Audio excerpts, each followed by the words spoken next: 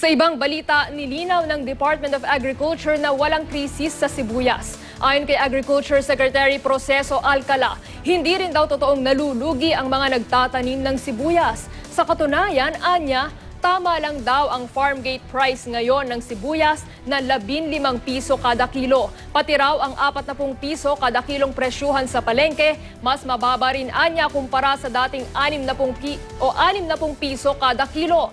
Batay rin sa monitoring ng kagawaran, ayon kay Alcala, lumalabas pa nga raw na 100% ang kita ng mga magsisibuyas. Gayunman, umaapila si Alcala sa mga middleman o yung mga karaniwang wholesale na bumibili ng mga sibuyas na huwag naman daw sanang baratin ang mga magsasaka dahil kung tutuusin ay mura ang sibuyas ngayong panahon ng ani. Bago nito, umalma ang mga magsisibuyas sa Nueva Ecija dahil sa anilay pananamantala ng ilang malalaking negosyanteng kumukuha sa kanila ng supply. Nagpapahirap pa raw sa kanila ang labis na supply ng imported na sibuyas sa merkado na mas mura.